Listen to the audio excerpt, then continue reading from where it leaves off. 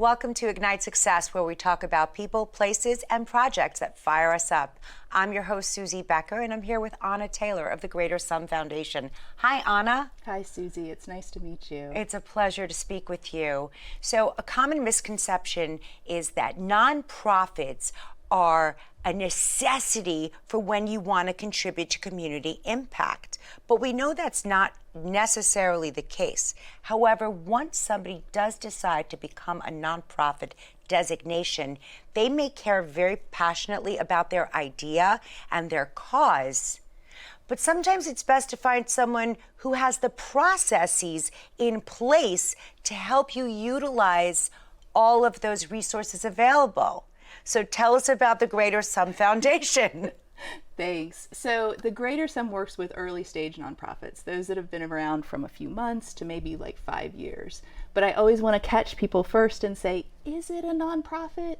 Because it might be a business. There's plenty of businesses that do good. It might be a mutual aid project. You might want to volunteer for an existing nonprofit, or you might just be doing something that you could keep doing with no structure. So step one is they partner with you just to find out where their designation lies and if and how you could be the best fit. Right. Amazing. So once you've gotten to that conversation. Right. I love that conversation. And once people have identified, yes, nonprofit is it, and they're in that process, we run a virtual incubator program that helps them figure out the finances, start looking for sources of funding, and then doing storytelling about the impact that they're having in the community.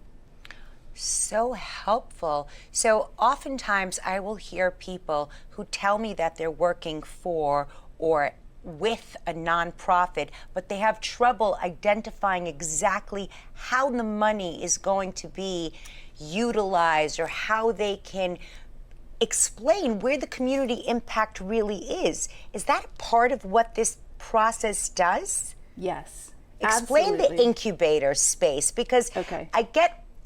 I think my favorite part is that you don't actually geographically have to be part of this.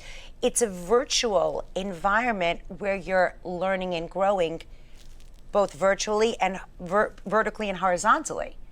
Right. Right. So we created the virtual incubator based on our first few years of funding organizations as a foundation. Okay. And it was a lot of lessons learned from people who had started nonprofits. So failing forward. Right. What do I wish I knew? What can't I find in other places? And that's where our curriculum comes from. It's all virtual. It's self-paced. We have nonprofits that are based all over the country and working all over the world, coming together and supporting each other through common frustrations that are things like, I do this work, I can't stop doing the work to raise the money.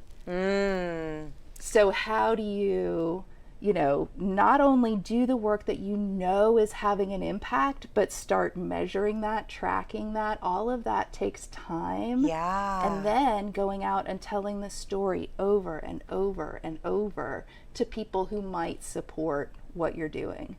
So I think something that I found also is in early stages of nonprofit work, people sort of feel like they want to see the result right away. And in that space, there are other people who can tell you, wait, we're friend raising first.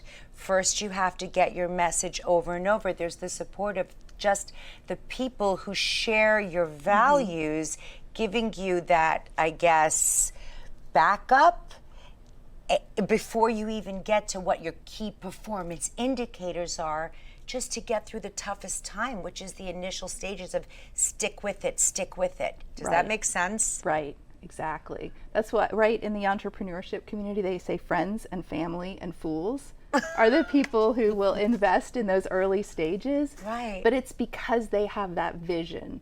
They know you, or they see that seed of potential in the idea. And that's where Greater Sum funding goes, is to those ideas that when you hear them, you think, oh my gosh, who could have come up with that except for someone with this founder's lived experience of the problem and their area of professional expertise that they're bringing to it? Those ideas are so exciting that I never want to see them fail because they have HR questions or marketing questions or IT questions, or they're so busy doing the work that they don't get out and tell that story. So that's where our incubator program, pitch competition, and network of volunteers comes in to help nonprofits. In addition, with your coaching, that will really find those spaces where improvement and opportunity can be highlighted. So I have one last question for you, Anna. Who or what inspires you and why? It's definitely these founders. I don't know the answers to these problems, right? Like, I have a 20-year career in nonprofit. I know a lot of the mechanisms and the best practices. I don't know how to solve huge problems that exist in society. But when someone has that answer and they're like, hey, this is working, this is growing, I see the potential here. I'm like, good. How can I help you move some of these roadblocks out of the way to do that? That's what I find inspiring. I am so privileged to have the opportunity to meet and speak with you. If you want to find out more about the Greater Sum Foundation, you can reach out to dailynewsnetwork.com. Thank you again, Anna, for visiting us. Thank you. I'm your host, Suzie Becker. Stay inspired and inspiring.